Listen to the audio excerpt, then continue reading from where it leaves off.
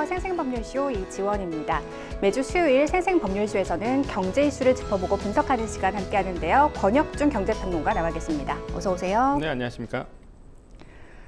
네, 지금 연말 연시를 앞두고요. 여행 계획하시는 분들 많으실 텐데요. 이런 기사가 있습니다. 공정거래위원회가 대한항공과 아시아나항공이 기업 결합 승인의 조건으로 부과된 공급 좌석 축소 금지 조치를 위반했다고 보고 이행 강제금을 부과하기로 했습니다. 공급 좌석을 줄인 것에 대해 사실 얘기가 많았죠.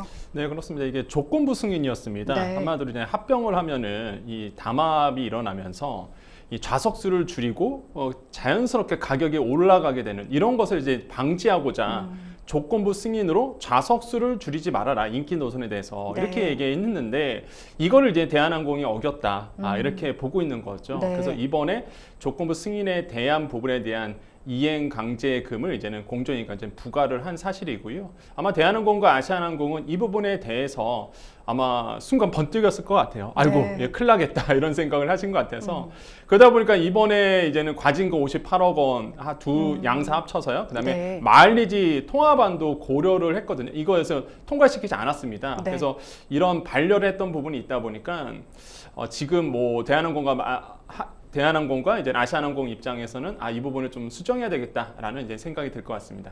아무래도 좌석을 줄이면 말씀해 주신 것처럼 사실상 소비자의 운임 부담이 커지거든요. 그래서 이 소비자의 권익 증진을 위해서 정부가 앞장서고 있는 것으로 풀이가 됩니다. 자, 지금 이 방송은 유튜브를 통해서도 실시간으로 함께 방송되고 있습니다. 많은 시청 부탁드리고요. 유튜브를 통한 소통의 창구도 활짝 열어두겠습니다. 방송 중에 궁금하신 질문들 올려주시면 답도 해드릴 테니까요. 많은 참여 부탁드립니다. 여러분은 지금 생생법률쇼와 함께하고 계십니다.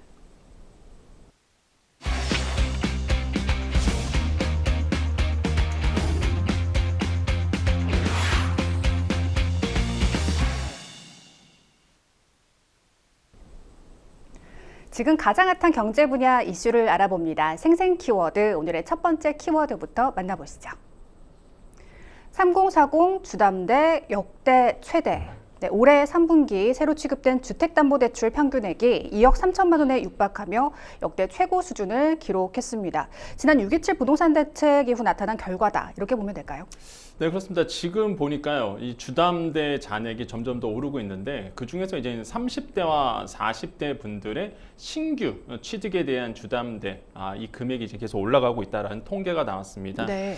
한국은행이 발표했는데요, 차주별 가계 부채 통계 편제 결과라는 이제 보고서에 이 내용이 담겨져 있습니다. 3분기 신규 이제 주담대 자막 나오고 있는데요, 평균 2억 3천만 원으로 이제 조사가 됐는데요. 정확하게 한 2억 2,707억 원 정도, 7만 원 정도 이렇게 이제 얘기가 나오고 있고요. 네. 그다음에 이게 그 서울 지역만 따로 떼놓고 보면 금액이 더 올라갑니다. 이건 이게 평균인 거고, 네. 서울 지역 같은 경우에는 3억 5,900만 원 정도 되거든요. 그러니까 이제 확실히 서울 부동산 가격이 되게 높다 보니까 이 주담대에 대한 잔액도 굉장히 높다, 이렇게 생각을 하시면 되겠고. 네.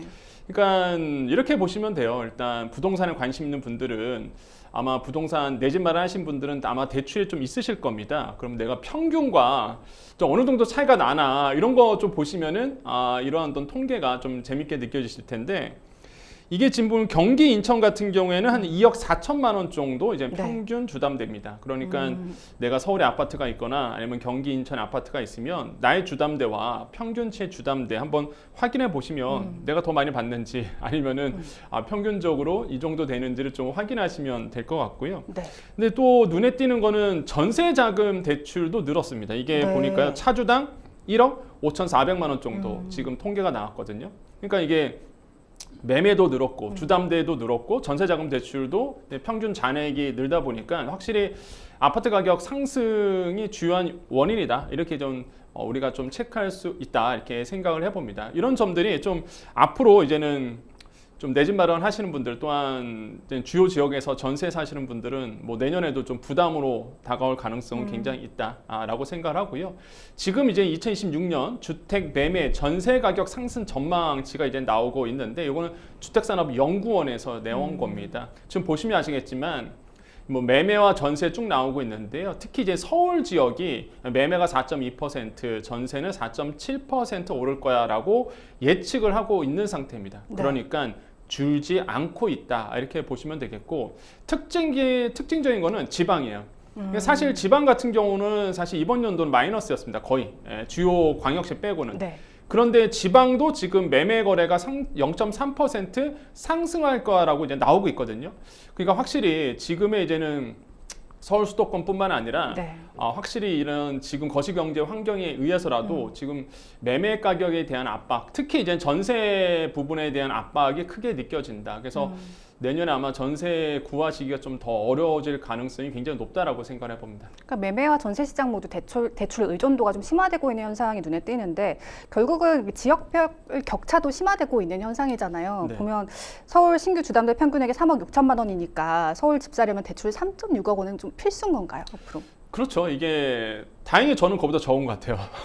그런데 네. 일단 평균적으로 보면은 한 3억 6천만 원 정도 신규입니다. 주담대를 이제 받았다라는 거 본다 그러면 뭐 어떤 분들은 더 많을 수도 있고요. 어떤 분들은 더 작을 수도 있겠지만은 그래도 일단 평균적으로 그 정도는 주담대를 끼고 있다. 이렇게 네. 생각을 하시면 될 것 같습니다. 근데 아시겠지만 DSR 규제가 있기 때문에 사실 뭐 그보다 더 적게 받으신 분도 있고요.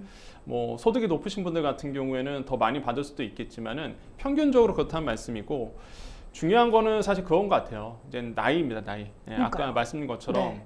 이 30대와 40대들의 그 이제 신규 주담대에 대한 금액이 점점 좀 높아지고 있다는 통계가 이번에 또 같이 나왔거든요. 네.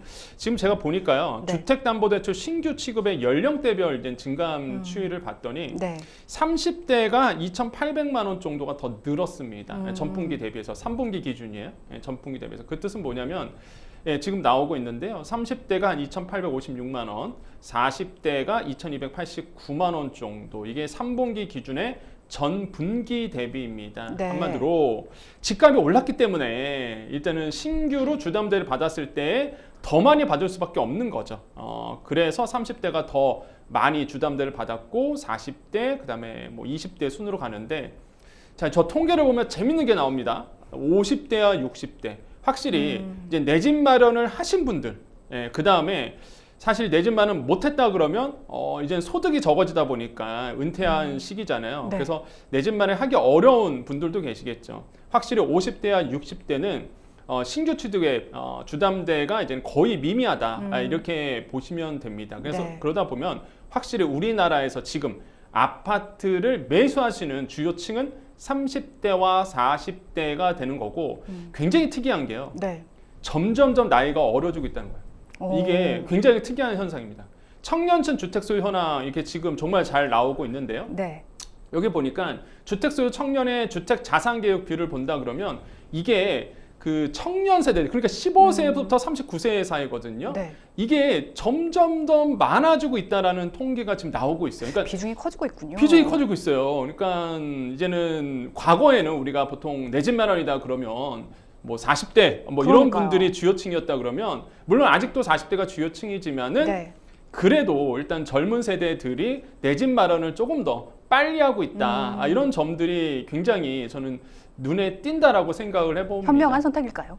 저는 현명한 선택으로 봐요. 저는. 네. 그래서 저는 이제 학교에서도 학생들한테도 20대들이잖아요. 20대 네. 초년생들인데 저 그런 얘기 하거든요. 학생들한테도 부동산에 눈을 빨리 띄어라. 아니, 그냥 부동산 공부는 나쁜 게 아닙니다. 맞습니다. 그래서 네. 부동산에 대한 이제는 눈을 빨리 공부해서 눈을 띄는 것도 중요하고 그런 어떤 분위기가 지금 청년들 사이에 일어나고 있는 거죠. 그래서 주요 매매의 이 주요층들이 점점 더 젊어지고 있다라는 거. 그러다 보니 재미있는 현상이 서울시에 일어나는 거죠. 그래서 네. 젊은 부자들한테는 강남보다 물론 강남도 핫하지만 네. 이 성수동이 더 핫한 지역이 된 거예요. 그래서 왜냐하면 젊은 리치들 그러니까 영리치 같은 경우가 오히려 이제 강남도 좋은 투자처로 보지만은 나는 성수동 살고 싶다 이런 얘기를 정말 많이 하거든요. 그러니까 이게 네. 그러다 보니까 이제는 성수가 뜨는 이유기도 한데요. 이렇게 부동산 시장도 이제 트렌드가 바뀌고 있다는 거죠. 그러네요. 그래서 이런 트렌드를 빨리 이제는 캐치를 하시는 것이 좋은 인사이트가 되지 않을까, 인사이드가 되지 않을까 이렇게 보고 있습니다. 물론 청년층의 비중이 커지고 있는 건 사실입니다만 그래도 여전히 내 집 마련에 주축이 되는 건 30, 40, 30대, 40대일 텐데 저희가 지난 시간에도 잠깐 이야기를 나눴습니다만 이 30, 40 세대가 퇴직연금까지 깨서 집을 사는데 보탰다고 하잖아요. 그래서 규제가 강력해질수록 집을 사려는 수요, 이 영끌에서 막차 타려는 수요를 막기는 좀 힘들어 보이죠. 네, 저는 좀 막기 힘들지 않을까 이렇게 이렇게 네. 보고 있는데요. 일단 뭐 정책적으로는 할 수밖에 없겠죠. 네. 왜냐면 지금 서울 부동산 시장이 아직도 뜨겁다 보니까 음. 사실 심리 수요를 이제는 누르지 않는 이상은 양극화가 더 심하게 벌어질 수밖에 없거든요. 지금 또 서울 부동산의 특징 하나 말씀드리면 이제 월세가 굉장히 비싸지고 있습니다. 제가 아마 서울에서 월세 사시는 분들은 아마 굉장한 가격적인 부담을 안고 있을 거다. 특히 사회초년생 같은 경우에는 가처분 소득이 점점 떨어지는 거죠. 지금 통계를 보니까요. 1월부터 11월까지의 서울 아파트 월세가요. 연간 3.29% 올랐다라는 것이 최근 통계입니다. 네. 그러니까 월세가 오른다는 얘기는요. 이제 돈이 있으신 투자자분들은 어떻게 생각하시냐면 야, 그러면 핵심 지역에 내가 매매를 해서 한 채를 더 사야 되겠다라는 생각을 드실 겁니다. 왜 그러냐면 이 투자 수익률이 높아지거든요. 오피스텔이나 빌라를 좀 매매를 해가지고 네. 월세 수요로 나가는 거거든요. 그러니까 내가 여력만 된다 그러면 매수를 해서 네. 월세로 돌리는 거죠. 그렇죠. 전세가 아니라. 그래서 네. 월세로 돌리면 월세가 계속적으로 가격이 높아지다 보니까 과거에는 이 대출 이자가 더 높다 보니까 사실 네. 수익률이 그렇게 높지 않았는데 네. 지금은 이제는 월세가 점점 높아지다 보니까 이제 투자 수익률을 계산해 봐도 어느 정도 맞는 거예요. 네. 그래서 지금 서울 아파트 매매가도 8% 상승했거든요. 그러니까 이게 월세도 상승하고 매매가도 상승하고 서로 이제 연쇄 효과가 지금 일어나고 있습니다. 서울 아파트 같은 경우에는. 그래서 이런 점들을 이제는 잘 눈에 보시면 되겠고요. 그래서 정부의 정책으로 과연 내년도에 상승을 막을 수 있을까라고 본다 그러면 저는 지금 아시겠지만 또 자금이 또 풀립니다. 통화량도 네. 많이 풀리고 그러다 보니까 내년에 부동산 시장도 더 뜨거울 것 같은데 다만 양극화입니다. 양극화예요. 이게 오르는 데만 오르고요. 서울도요. 서울 외곽 지역은 뭐 많이 올랐다 그러지만은 네. 사실 통계를 보면은 그렇게 오르지 않았어요. 예, 실제 일부 이건 지역에 한해서만군요. 예, 이게 한강벨트 라인만 네. 올랐지 올해 연초와 연말을 서울 외곽 지역을 비교해 보시면 아마 쉽게 찾아볼 수 있어요. 네. 여러분 네이버 뭐 부동산이라든지 부동산 이런 프롬테크 가보시면 다 나오는데 그렇게 많이 오르지 않았습니다. 그러니까 오르는 데만 오른다 이렇게 보시면 될 것 같습니다. 네, 말씀해 주신 것처럼 내년도 더 걱정입니다. 지금 부동산 플랫폼 직방에 의하면 내년 전국 아파트 입주 물량이 올해에 비해 28% 감소할 거라고 하는데요. 그럼 공급 절벽이 좀 현실화될지도 걱정이거든요. 그럼 네. 또 어떤 문제들이 우려되시나요? 그럼 우리가 가격이라고 보는 거는요. P는 뭐예요? 이제 수요와 공급의 그 균형점입니다. 네. 그러면 아파트 가격을 본다 그러면 이제 공급과 수요가 굉장히 중요한데 지금 수요는 뜨겁죠? 네. 근데 이제 공급이 그 정도로 되느냐가 핵심입니다. 만약에 공급이 안 된다, 그러면 당연히 가격은 오를 수밖에 없는 구조로 가는 건데 지금의 통계는요, 전국 아파트 입주 물량이요, 올해 대비해서 28% 이제 감소한다. 내년 이제 그렇게 된다는 얘기입니다. 그럼 이건 전국이고 서울은요 48% 감소입니다. 공급량이. 그래서 지금 자막도 나오고 있죠. 이건 전국 아파트고요. 네. 28% 공급 물량 감소.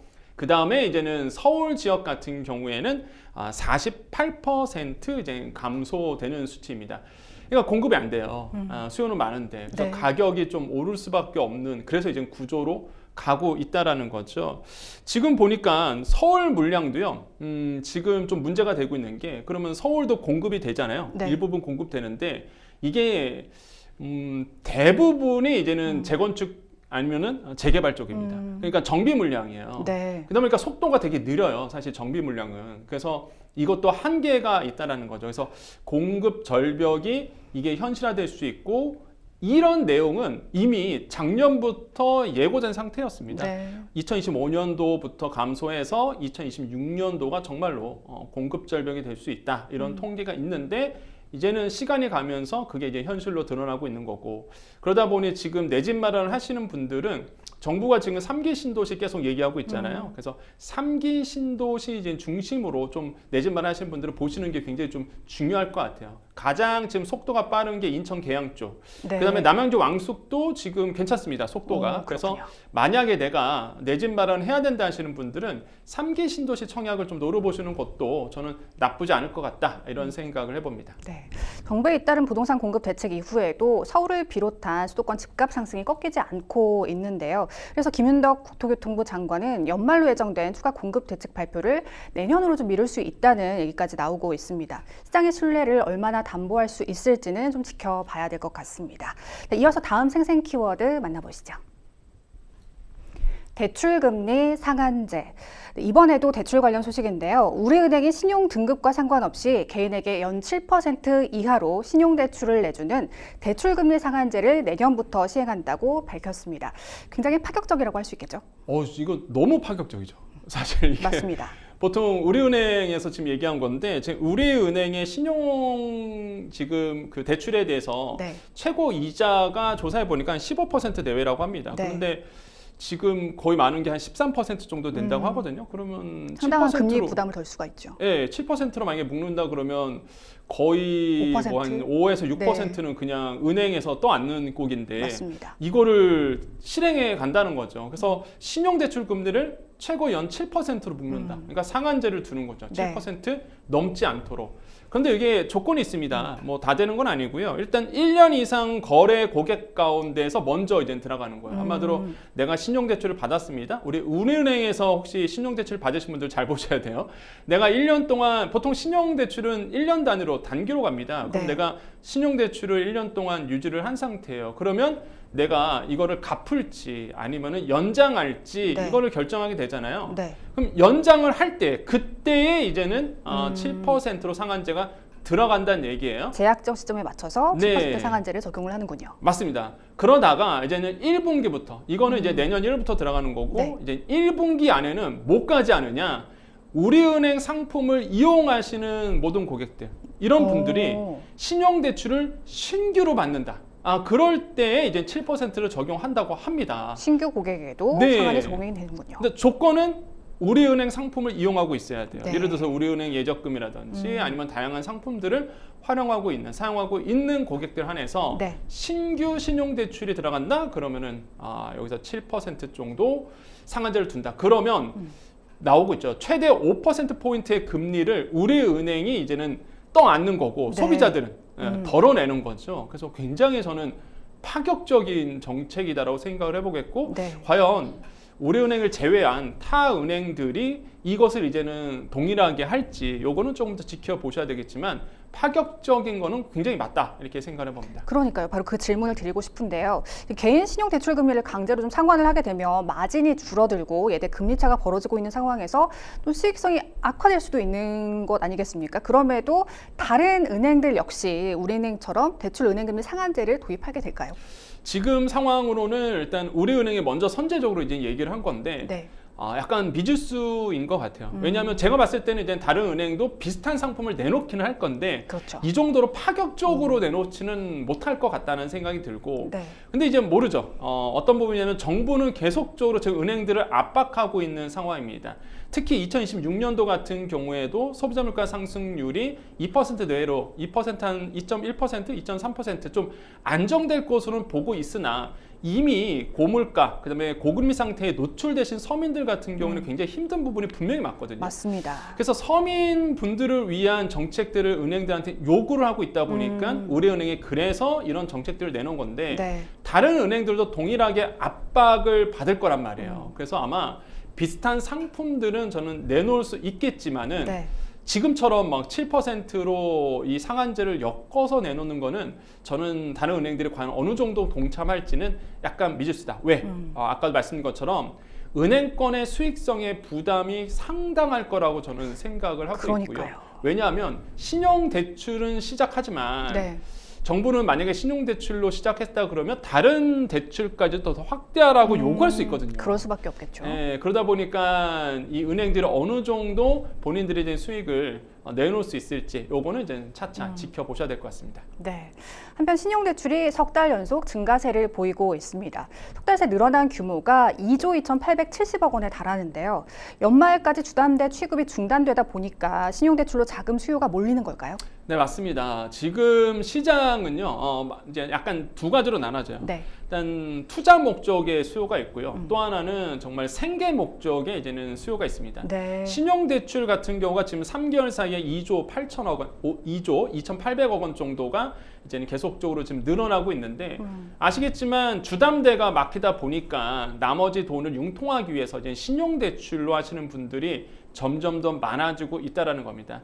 요거는요, 일단 두 가지 포인트가 있습니다. 일단 투자 수요도 있고요, 신용대출이다 보니까 네. 아니면은 또 생계형으로 이제 받으시는 분들도 섞여 있어요. 네. 근데 우리가 하나를 좀 유심히 보셔야 되는 게 신용대출이 늘고 있지만 또 하나 늘고 있는 게 이 생계형 대출도 덩달아서 늘고 있습니다. 생계형 대출은 뭐냐 그러면 뭐 대표적인 게 보험 약관 대출 아니면은 자동차 담보 대출. 그만큼 어려우신 상황에 놓이신 분들 많으신 거잖아요. 맞습니다. 네. 이게 자동차 담보 대출이나 뭐 약관 대출 같은 경우에는 확실한 담보가 있잖아요. 네. 내가 든 보험이나 내가 가지고 있는 자동차, 내가 들고 있는 예적금 상품을 담보로 잡아서 대출을 받는 거거든요. 그러니까 이게 서민형 대출, 불황형 대출이라고 얘기하는데 이게 점점 더 늘고 있다는 거예요. 네. 그러다 보니 지금의 경제 상황을 여김없이 보여주는 게 이런 대출 증가세다라는 거죠. 그래서 아마 많은 분들이 이런 통계를 보면은 공감하신 분도 있고 또 어떤 분들은 그렇게 지금 경제가 어렵나라고 좀 의아하신 분도 있을 겁니다. 하지만은 지금 서민 경제는 굉장히 좀 어려운 상태로 맞습니다. 가고 있다라는 게 이제 팩트다 이렇게 말씀드릴 수 있습니다. 네,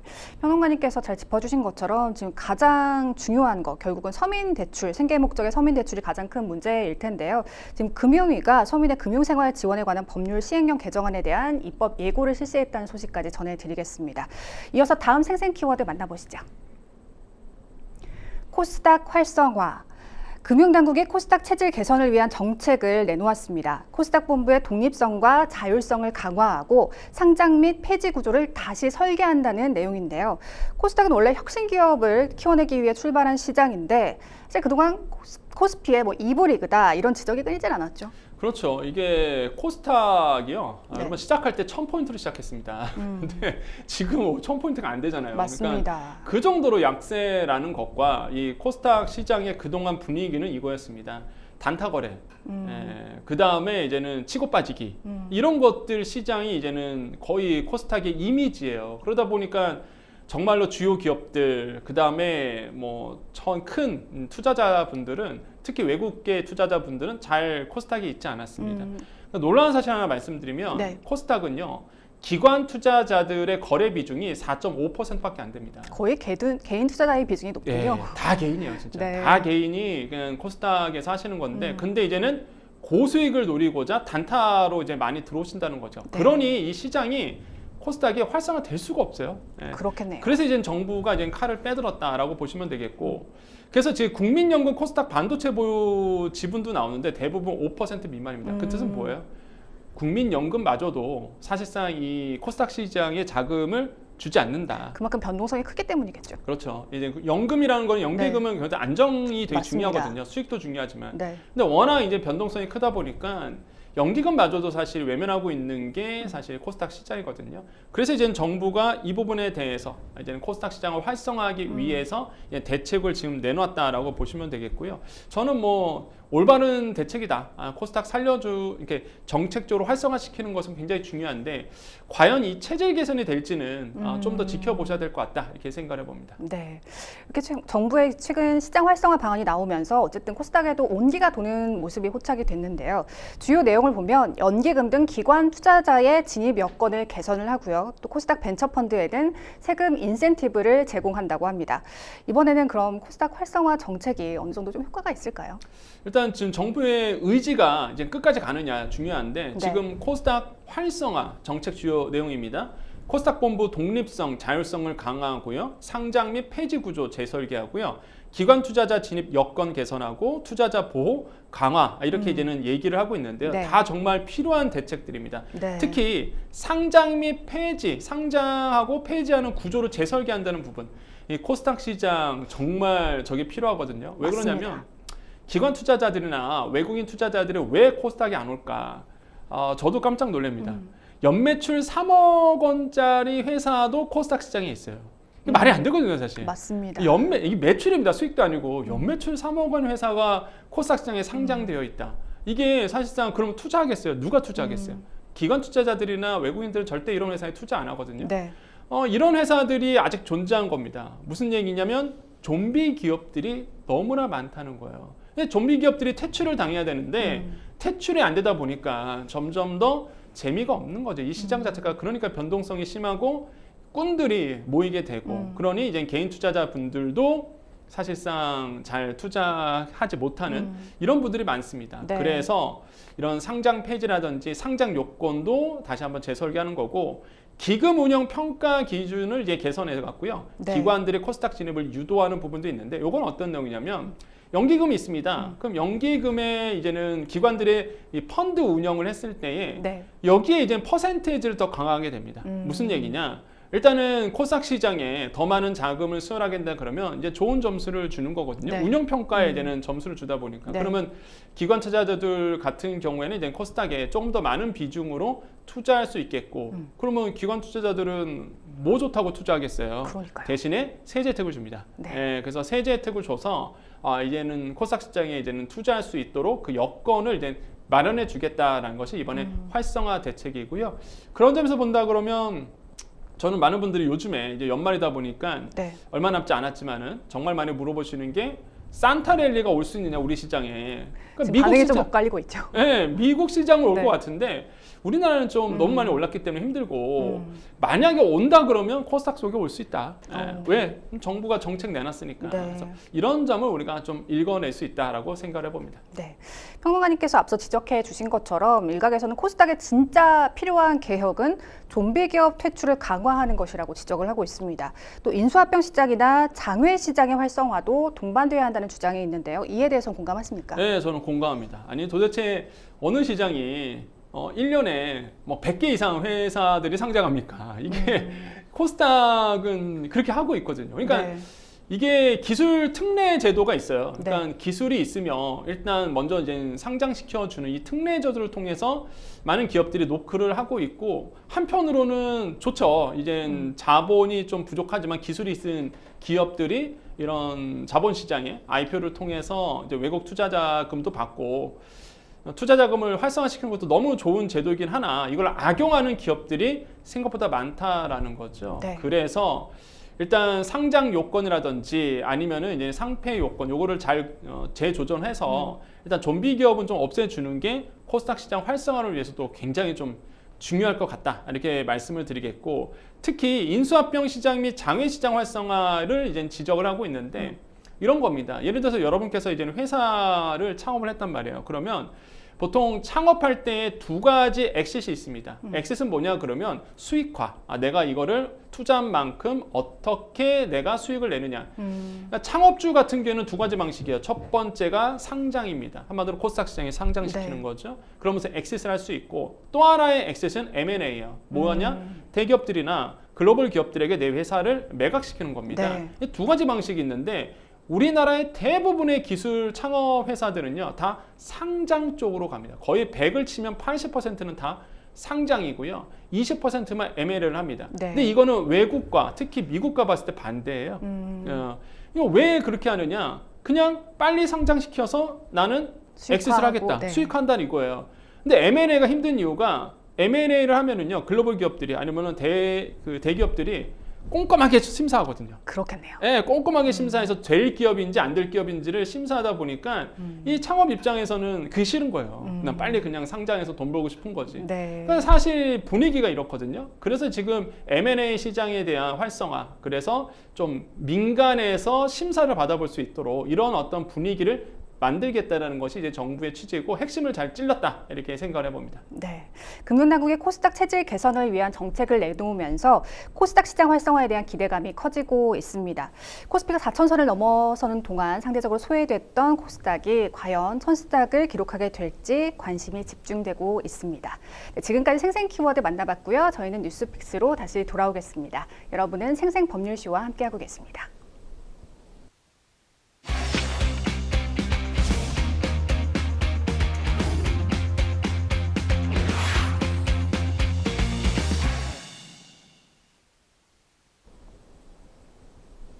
분야별 가장 핫한 소식을 집중 분석해보는 시간 뉴스픽스 시작해보겠습니다. 매주 수요일 경제 분야 주요 이슈들을 짚어보고 있는데요. 오늘 만나볼 주제는 13월의 월급, 연말정산 환급 늘리는 꿀팁은입니다. 2025년 연말정산 시즌이 다가오면서 새롭게 적용되는 공제와 또 감면 혜택에 대한 관심이 높아지고 있는데요. 국세청의 연말정산 간소화 서비스가 개통하면 많은 분들이 이용을 하시는데 또 간혹 모든 공제가 다 포함되어 있다고 알고 있는 분들이 많으시더라고요. 근데 또 예상외로 추가 세금을 내야 하는 분들도 많다고 하시더라고요. 네, 맞습니다. 이게 많은 분들이 이제 13월의 월급이다 연말정산 이렇게 표현하시는데 네. 근데 재밌는 통계가 최근에 발표가 됐습니다. 네. 이 통계를 보니까 19.4%는 오히려 내가 돈을 돌려받은 것이 아니라 더 세금을 납부한 케이스가 이제 조사가 됐거든요. 그만큼 연말정산이 중요합니다. 그렇습니다. 네. 그래서 이제는 어떤 분들한테는 환급이겠지만 어떤 분들한테는 이제 세금을 추가 납부하는 경우가 있다라는 거죠. 그렇기 네. 때문에 이 연말정산 2025년 귀속 이 연말정산을 이번에 잘 챙겨 주셔야 되겠다라고 이제 말씀을 드리겠고, 자, 중요한 거 말씀드릴게요. 일단 간소화 서비스가 1월 15일부터 이제 개통이 됩니다. 이 네. 간소화 서비스 여러분 잘 활용해 주셔야 돼요. 이 간소화 서비스 통해서 45종이 넘는 데이터를 한꺼번에 볼 수 있습니다. 그래서 보시면 내년 1월 15일부터 이제 개통한다는 사실 좀 말씀을 드리겠고요. 지금 연말정산에 대한 좀 오해가 좀 있는 것 같습니다. 아까 말씀드린 것처럼 환급도 될 수 있지만 추가 납부도 될 수 있기 때문에 이런 세액공제와 소득공제 부분을 꼼꼼하게 이제 챙겨 주셔야 되겠고, 직장인 저 5명 중에 1명, 아까 말씀드렸죠, 한 19%는 추가 세금 납부란 케이스가 있습니다. 네. 물론 그만큼 뭐 소득이 높고 그만큼 또 돈을 안 썼기 때문에 뭐 세금을 추가 납부한 케이스겠지만 네. 그래도 나는 환급이 됨에도 불구하고 연말정산을 제대로 못해서 추가 납부한 케이스도 있거든요. 그래서 증빙자료 잘 제출하셔서 혜택을 놓치는 분들이 없도록 해야 되겠다, 이런 생각을 해봅니다. 네, 많은 직장인들이 간과하는 점이 연말정산이 자동 환급 시스템이 아니라는 점일 텐데요. 그러니까 모든 공제는 자기 자신이 꼼꼼하게 챙겨야 한다는 점 기억하셔야겠습니다. 일단 올해 달라지는 점 놓치지 말아야 할 부분 짚어주실까요?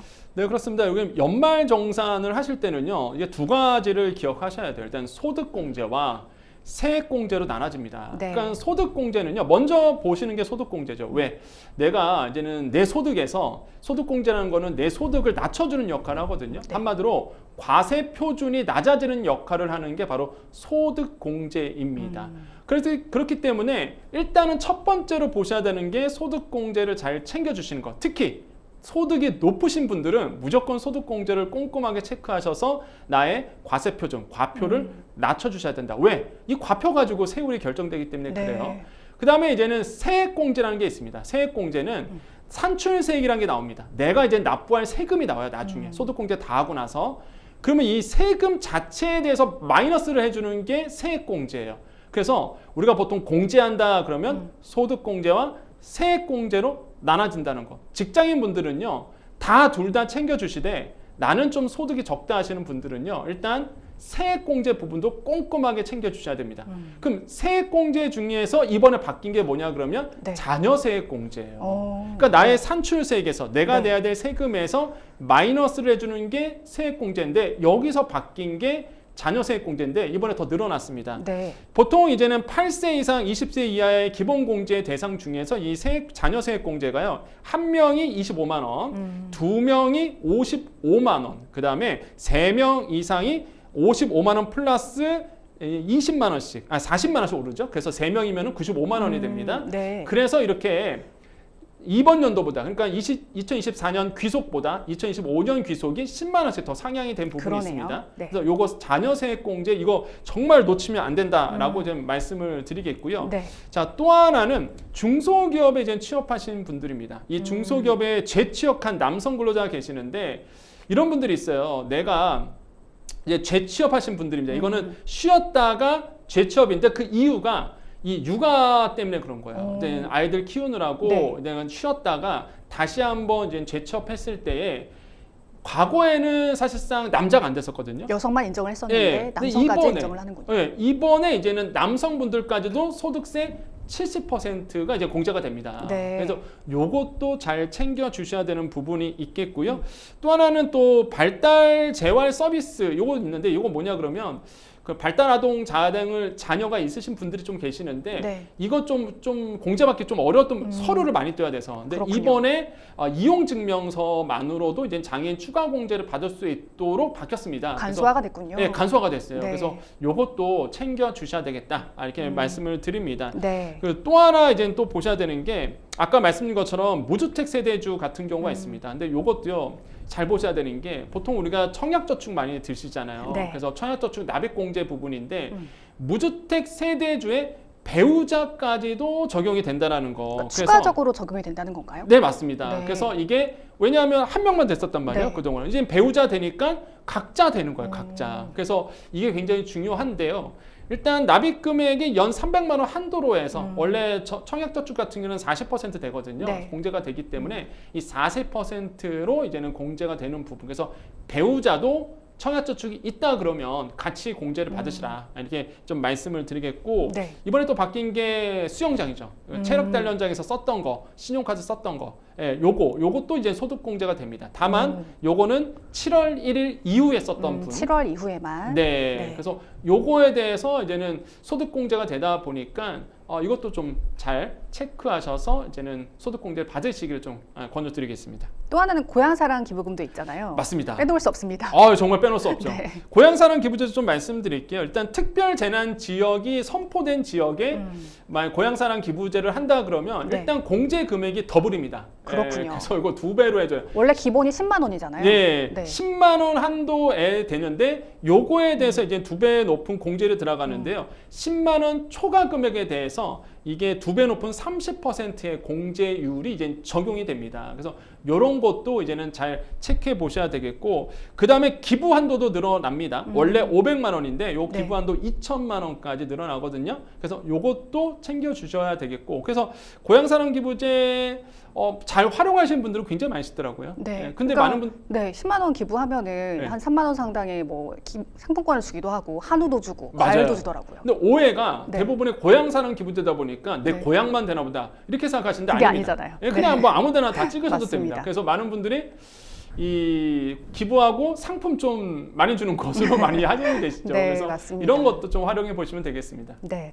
그리고 연금 저축이나 IRP 효과를 기대하는 분들도 계실 텐데요. 합산해서 연간 최대 900만 원까지 세액 공제를 받을 수 있죠. 네, 맞습니다. 연금저축 이제는 600이고요. 그 다음에 이제는 IRP까지 합치게 되면 이제 900만 원까지 이제는 소득공제, 세액 공제가 됩니다. 그래서 네. 이거는 세액 공제거든요. 소득공제는 아니고. 그래서 세액 공제가 이제 된다는 거. 그래서 굉장히 높아요. 이게 900만 원까지 세액 공제가 되다 보니까 공제치고는 굉장히 높은 공제율이고. 보셔야 되는 게 이제는 중요한 게 있죠. 내 연봉이 5,500만 원 미만이냐 이상이냐 요거 따져야 됩니다. 왜냐하면 네. 공제 퍼센트가 이제 다르거든요. 만약에 내가 저소득이다. 그러니까 5,500만 원 이하다라고 본다 그러면 16.5%의 사실 이제는 이 분리과세가 되는 거죠. 네. 소득공제를 받을 수 있고요. 그 다음에 이제는 5,500만 원 이상이다 그러면 13.2%를 적용받거든요. 그러다 보니까 이런 그 나의 연봉에 따라서 이제 공제율이 좀 달라진다는 거 좀 말씀을 드리겠습니다. 그래서 네. 이런 것도 이제는 좀 보시면은 될 것 같고요.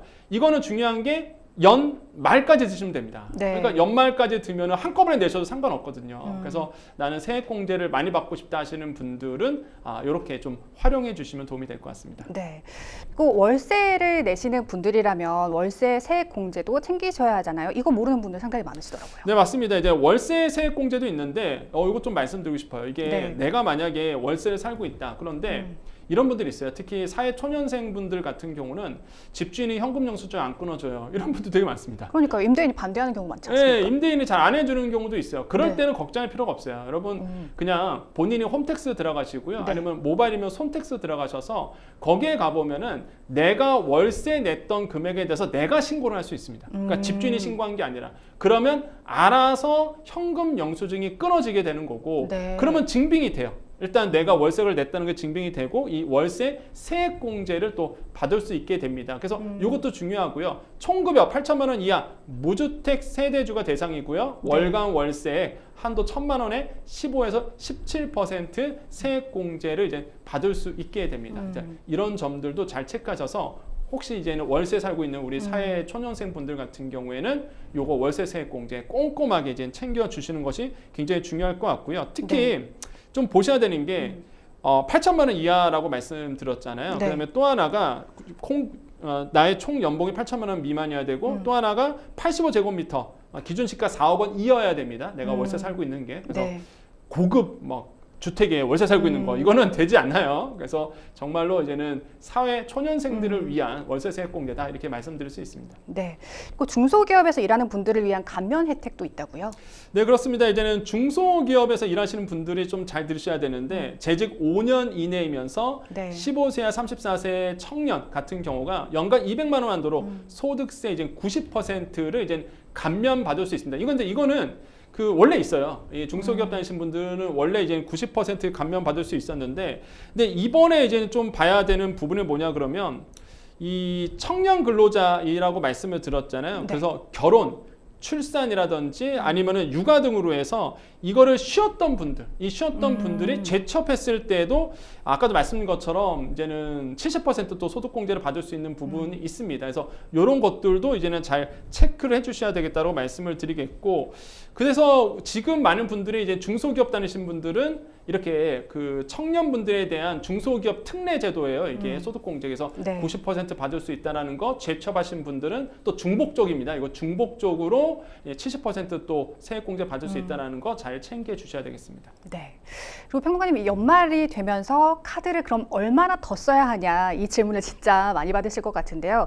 카드를 더 쓰면 공제가 더 많이 되지 않을까 이렇게 생각을 하기 쉬운데요. 실제로는 어떻습니까?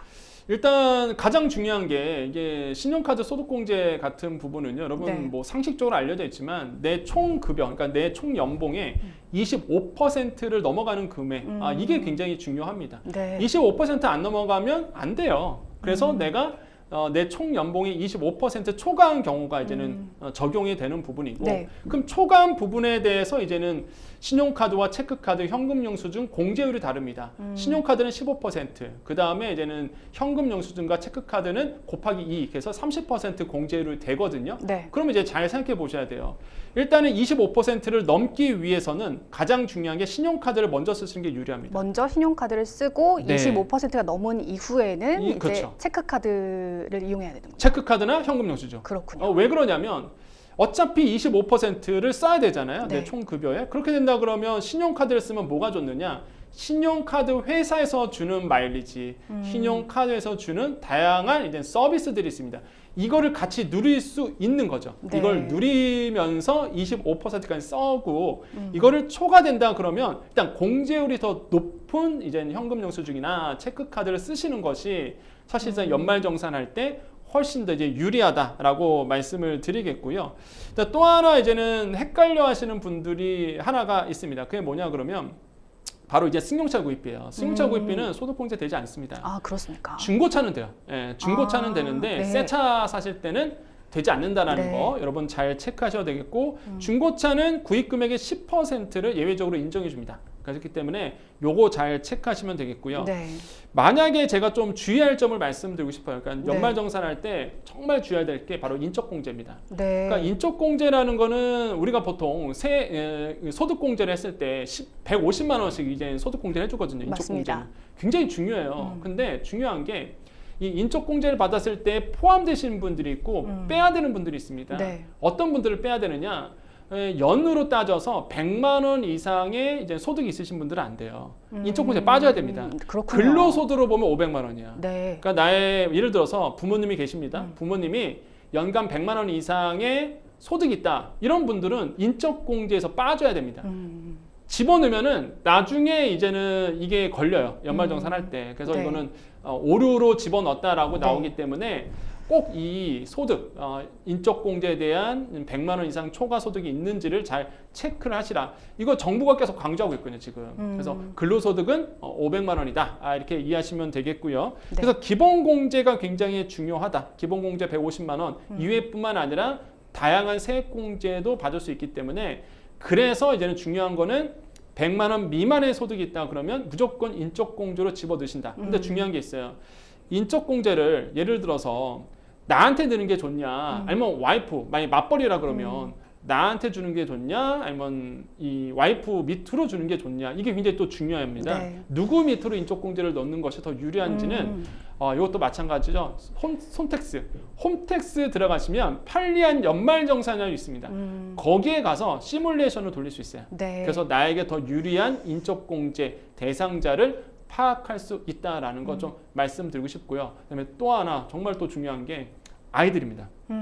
아이들의 인적공제를 넣어야 되는데 정부가 이렇게 얘기를 합니다. 이번에 이제는 연말정산에 대한 정부의 가이드를 보니까 이런 사례를 좀 얘기하더라고요. 네. 자녀 1인에 대해서 아버지가 이제 기본공제로 넣은 거예요. 150만 원. 오, 네. 그런데 이게 어머니가 자녀의 의료비를 또 청구한 겁니다. 세액공제로. 그러면 같은 아이를 두고 한 명은 아버지는 인적공제로 자기 자녀를 넣은 거고 어머니는 그걸 몰랐던 거죠. 네. 예, 그럼 또 문제가 생기겠네요. 예, 이게 소통이 안 됐던 거예요. 네. 소통이 별로 안 친하신가 봐요. 부부가. 네. 자기 자녀를 또 자녀 의료비 세액공제를 넣은 거예요. 이거는 중복이다 이거죠. 이거는 하지 말아라. 그래서 연말정산할 때 국세청이 이런 얘기를 합니다. 네. 소통이 중요하다. 그래서 이게 소통을 잘 하셔서 형제들 간에도 소통이 중요하거든요. 부모님을 누구로 넣을지 그래서 소통을 하셔서 중복 인적 공제를 넣지 않는 것 이런 것들을 이제는 정부는 이제 강조를 하고 있습니다. 네, 인적 공제에 대한 부분도 짚어주셨는데요. 그러니까 공제 구조를 제대로 이해하고 연말 정산을 해야겠다는 생각이 들었습니다. 이렇게 한 푼이라도 아껴보려는 노력을 하고 있는데 정작 물가와 환율이 심상치가 않습니다. 최근 원달러 월 평균 환율이 6개월째 상승하고 있는데요. 사실 어제는 1,500원 선을 터치하지 않을까 하고 걱정을 했었는데 지금 살짝 내려앉았습니다. 근데 환율이 오르면 수입 물가가 오르고 또 이어서 생산자 물가, 소비자 물가로 이렇게 전이되지 않습니까? 그렇죠. 이게 지금 환율의 큰 문제입니다. 이게 제가 우리 법률 방송 네. 오기 전에 또 뉴스 프로그램 가서 환율 얘기했어요. 네. 그러니까 환율이 어느 정도 예민한지는 지금 모든 분들이 다 알고 있을 겁니다. 맞습니다. 오늘 이제 정부가 구두 경고를 했습니다. 이런 국민연금에 대해서 사실상 이 환율 부분을 낮추기 위해서 전략적 환해지를 들어가겠다 이런 얘기 했거든요. 네. 그러다 보니까 어제 1,480원대 가다가 오늘 20원이 훅 빠졌어요. 네. 그래서 지금 현재 한 1,460원대 왔다 갔다 하고 있는 부분이 있는데 환율이 이제는 너무나 위협적으로 느껴질 정도로 왔다는 거죠. 근데 네.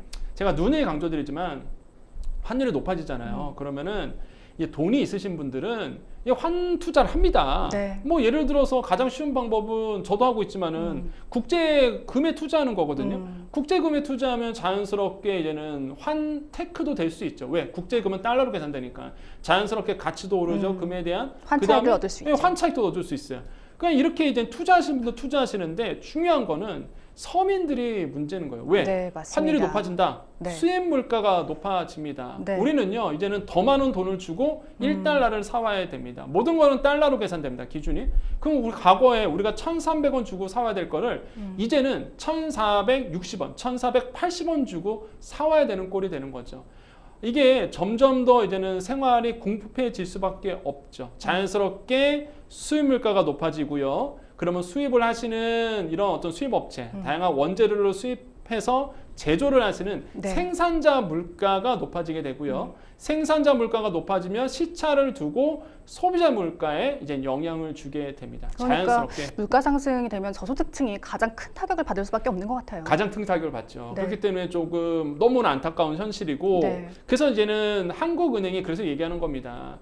지금 내년에 소비자 물가가 2.1% 예측을 하고 있는데 환율이 1,470원대로 만약에 이대로 유지가 된다 그러면 내년도 물가 상승률 2.3% 나올 수 있다. 그래서 지금 나오고 있죠. 전망치가 2.1%인데 네. 환율이 고환율 상태로 계속 유지가 되면 저거 소비자 물가 상승률 2.1이 아니라 2.3%도 될 수 있다는 얘기를 하고 있거든요. 소비자 물가 상승률 전망치까지 높아지고 있는 상황이군요. 맞습니다. 네. 그러다 보니 이 소비자 물가가 압박으로 다가올 수 있죠. 물론 한국은행이 예측하고 있는 2% 목표치에 뭐 이렇게 왔다 갔다 하고 있는 거는 좀 안도할 수 있어도 네. 계속적으로 환율이 높아지면은 서민 경제에 악영을 줄 수 있고 이게 지금 압박으로 지금 다가오고 있고 여러분 피부로 느끼시는 게요. 네.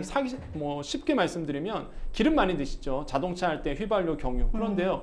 국제 유가는 떨어졌습니다. 그런데 나의 휘발유 가격은 늘 때 안 떨어지잖아요. 환율의 영향이죠. 환율 때문에 그래요. 네. 예, 환율이 높다 보니까 그 비용을 상쇄하는 거거든요. 그래서 환율을 봤을 때 이렇게 피부적으로 느낄 수 있습니다. 네. 자, 생생법률쇼 어느새 마칠 시간이 다 됐습니다. 오늘 함께해 주신 권혁중 평론가님 고맙습니다. 네, 감사합니다. 네, 방송이 끝나더라도 상담 접수는 계속됩니다. 변호사들에게 무료 법률 상담 받고 싶은 분들은요. 평일 오전 9시부터 오후 6시까지 02-557-8295번으로 상담 문의 주시거나 법률방송 홈페이지 법률상담 게시판 또는 아래 하단으로 나가고 있는 이메일과 카카오톡으로 상담 문의 주시기 바랍니다. 생생법률쇼 여기서 인사드리겠습니다. 끝까지 함께해 주신 여러분 고맙습니다.